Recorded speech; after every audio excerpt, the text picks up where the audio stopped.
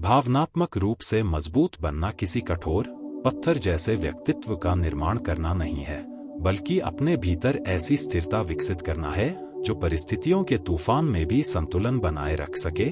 भावनात्मक मजबूती का अर्थ है अपनी भावनाओं को दबाना नहीं, बल्कि उन्हें समझना, स्वीकार करना और सही दिशा में प्रबंधित करना। क्योंकि भावनाएं हमारे मन की भाषा हैं, और यदि हम इस भाषा को पढ़ना सीख जाए तो जीवन की अधिकांश उलझने सुलझने लगती हैं। सबसे पहले यह समझना आवश्यक है कि भावनात्मक कमजोरी और संवेदनशीलता एक ही चीज नहीं है।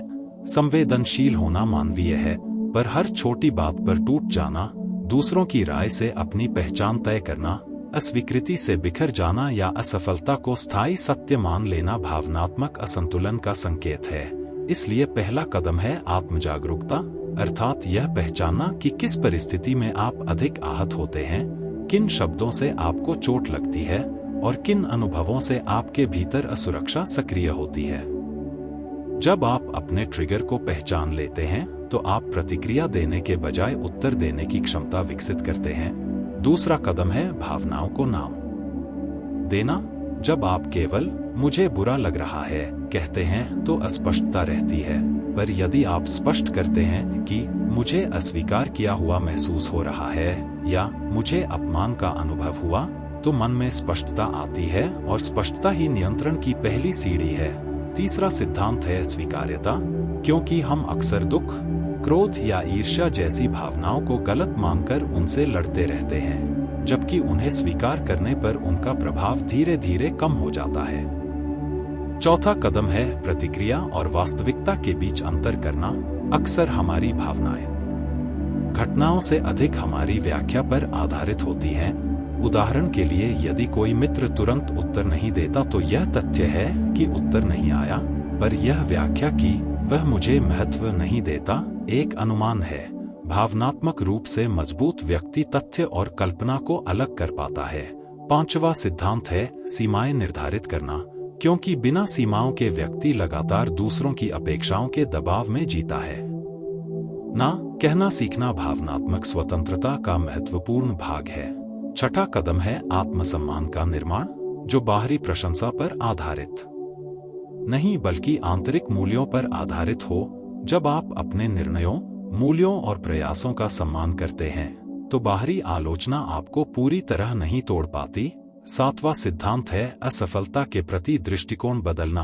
भावनात्मक मजबूती का अर्थ है असफलता को पहचान का संकट नहीं बल्कि सीखने का अवसर मानना। आठवां कदम है तुलना से दूरी, क्योंकि लगातार दूसरों से अपनी तुलना करना असंतोष और हीनता की भावना को बढ़ाता है। नौवां सिद्धांत है धैर्य, क्योंकि भावनात्मक विकास एक प्रक्रिया है, कोई त्वरित उपाय नहीं। 10वां कदम है स्वस्थ संवाद, जिसमें आप अपनी भावनाओं को स्पष्ट और शांत भाषा में व्यक्त करते हैं। दबाई गई भावनाएं अंततः विस्फोट का कारण बनती हैं। 11वां सिद्धांत है मानसिक पुनर्निर्माण, जिसे संज्ञानात्मक पुनर्गठन कहा जाता है। जब भी नकारात्मक विचार आए, उसे चुनौती दें और अधिक संतुलित दृष्टिकोण खोजें। 12वां कदम है शरीर की देखभाल, क्योंकि नींद, पोषण और व्यायाम सीधे भावनात्मक संतुलन को प्रभावित करते हैं। 13वां सिद्धांत है ध्यान और श्वास अभ्यास, जो तंत्रिका तंत्र को शांत कर भावनात्मक प्रतिक्रियाओं की तीव्रता घटाते हैं। 14वां कदम है आत्मकरुणा।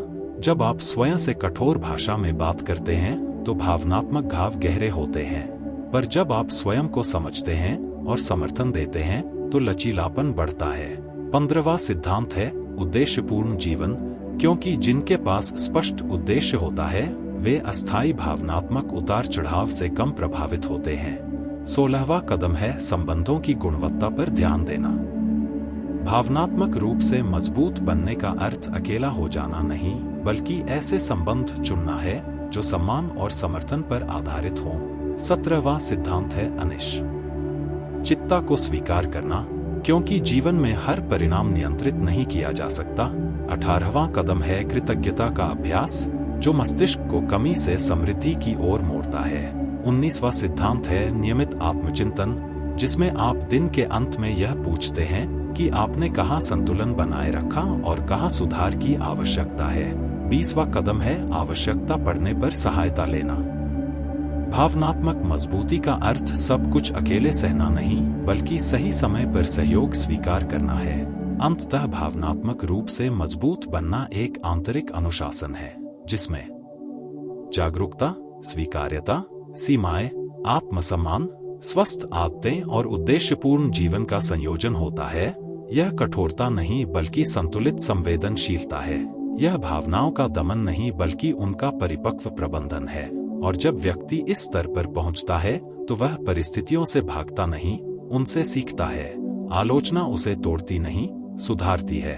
असफलता उसे रोकती नहीं, सिखाती है। और संबंध उसे निर्भर नहीं बनाते बल्कि सहयोगी बनाते हैं। यही भावनात्मक मजबूती का वास्तविक अर्थ है, भीतर से स्थिर, बाहर से लचीला और हर परिस्थिति में सजग।